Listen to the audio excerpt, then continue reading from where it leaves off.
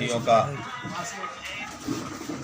निवास पर मैं सबका स्वागत करता हूँ और वंदन करता हूँ। अब आपने क्या दिया? सबसे पहले आप सभी को नववर्ष की हार्दिक शुभकामना। आज प्रेस कॉन्फ्रेंस मैंने और मेरी पार्टी ने इसलिए रखी है कि 3-4 दिन से मुरैना की शहर की व्यवस्था और शहर में गुंडापन जो पनप रहा है उसको लेकर मैं बात रखना चाहता हूँ। मेरे विधायक बनने के बाद 1 वर्ष से अधिक समय हो गया और इस बीच में ईश्वर की कृपा समझे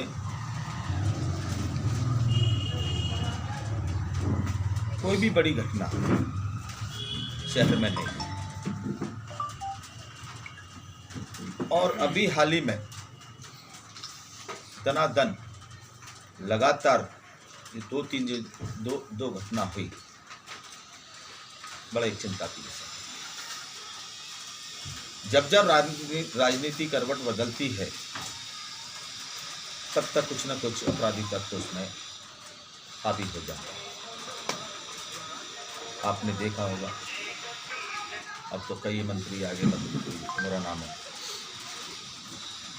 ये सारी वारदात जब होती है वारदातकर्ता को लगता है कि मेरे पीछे किसी राजनेता का हाथ, तो इसलिए ये वारदात बढ़ती है। 1 साल हुआ कोई वारदात नहीं हुई क्योंकि हम सतर्क रहे, गुंडा तंत्र को हावी नहीं होने दिया। लेकिन ये हुआ। मैं कहना चाहता हूँ आप लोगों के माध्यम से कि दोनों फोटोज आ गए हैं। चावला बूट हाउस का फोटोज आ गया है, शिवहरी गजक का भी फोटोज आ गया है। कल मैं भोपाल से आने के बाद शताब्दी से सीधा मैं डायरेक्ट चावला उनके घर पे गया और पता लगा कि अभी एक वारदात वहाँ गजक वाले के यहाँ पे मैं लौट कर मैंने कल भी कहा और आज भी कहा।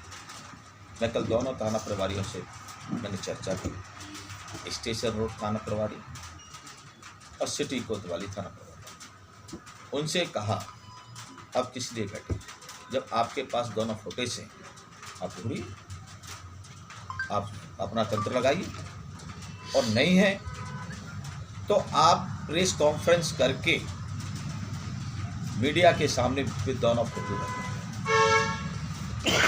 और उनके चश्मा करवा, उनके फोटो लगवा, अपने आप मालूम पड़ जाएगा कि जी कौन व्यक्ति है। ऐसा नहीं है, होगा तो मुरैना के आसपास का ही, मुरैना से बाहर का नहीं। किसी न किसी का कोई ना कोई होता तो अपने आप फ़ोन कर देगा टीआई से, टीआई साहब फलाना व्यक्ति है जी। तो इसमें देर क्यों? इसमें देर नहीं होना चाहिए। मेरा ये कहना है कि 3 दिवस के अंदर दोनों वारदातकर्ताओं को गिरफ्तार किया जाए। उनके साथ और कौन लोग आए उनको गिरफ्तार किया जाए, और अगर नहीं होता है तो मजबूरन मुझे मेरी पार्टी को सड़क पर आना पड़ेगा व्यापारियों के साथ। मैं नहीं चाहता मेरे विधायक कार्यकाल में किसी भी प्रकार की गुंडागर्दी हो, उसको मैं बर्दाश्त नहीं करूँगा। अगर पुलिस की बस की बात नहीं है तो फिर मैं और मेरे कार्यकर्ता व्यापारियों की पहरेदारी करेंगे। ये बड़ी दुर्भाग्य की बात है कि यहाँ लगातार 2 दिन लगातार इसको कभी बर्दाश्त नहीं किया,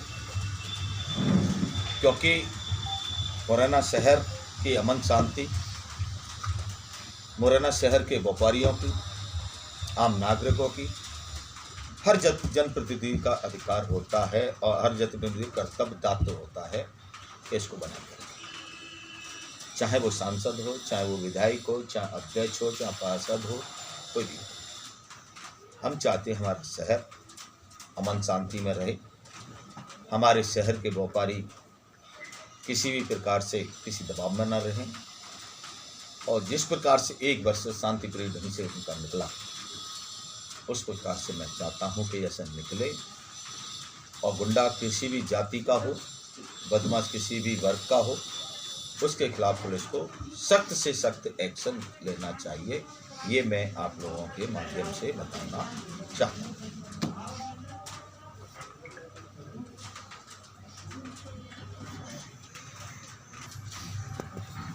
क्योंकि जो बदमाश होते हैं, गुंडा होते हैं, उनकी ना कोई जाति होती है, ना कोई धर्म होता है, ना कोई ईमान होता है। लेकिन जब हमारे पास फ़ोटो है, हमारे पास फ़ोटो आ गए दोनों बार का, तो फिर देरी क्यों? हमने उनको टाइम दिया है, 3 दिन का टाइम दिया, 3 दिन में आप निकालो, और अगर नहीं है तो प्रेस कॉन्फ्रेंस करो, मीडिया के सामने वो फ़ोटो रखो, चस्पा कराइए, उनके पोस्टर छपवाइए।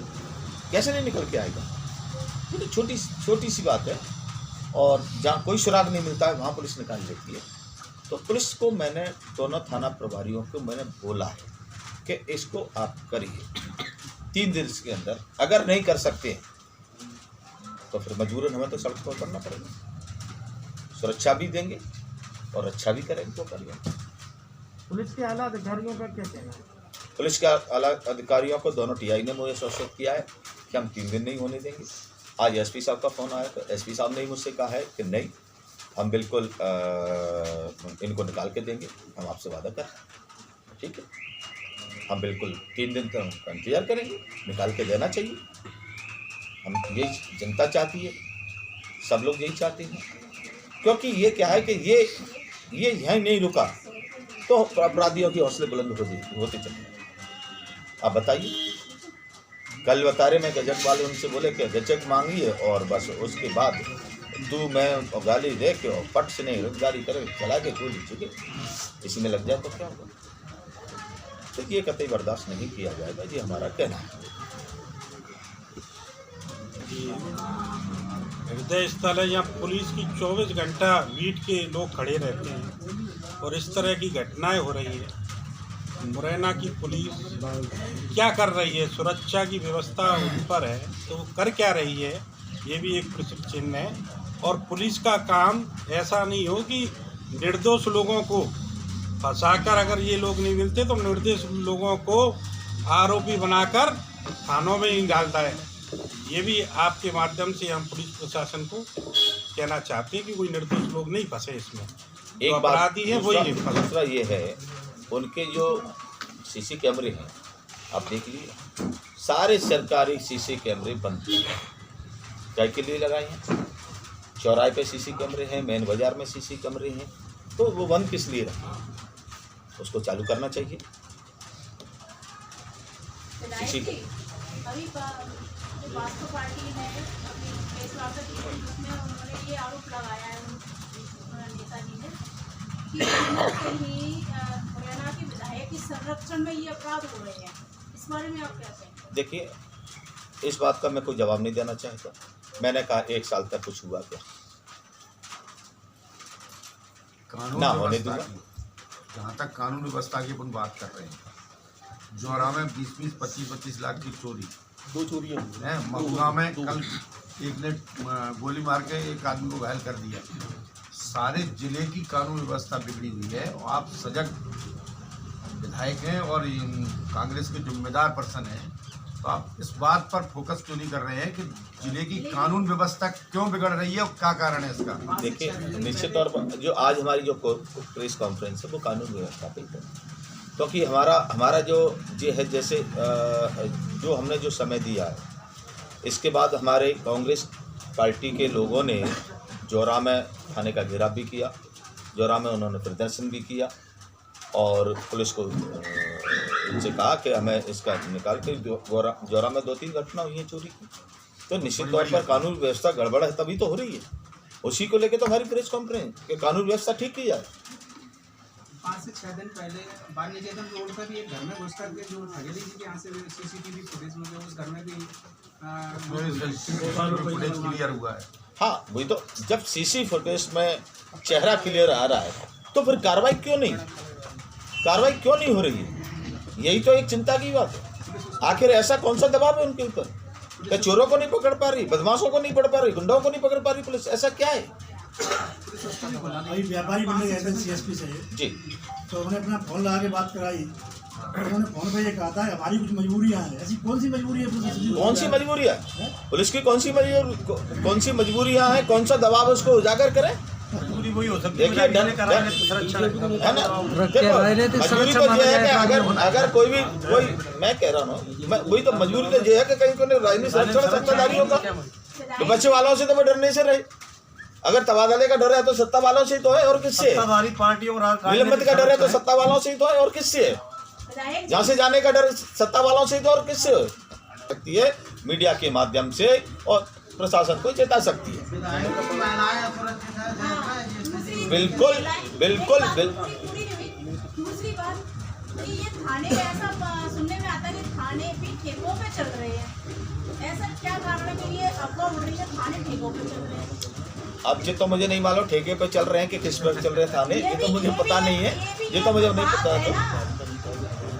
आप विधायक हो क्षेत्र के, तो नहीं, ये बात आप भी मालूम होनी चाहिए। नहीं वो देखो, मुझे तो नहीं मालूम कि थाने ठेके पे चल रहे हैं, पर कहीं ना कहीं दबाव में तो चल रहे हैं, ये बात है।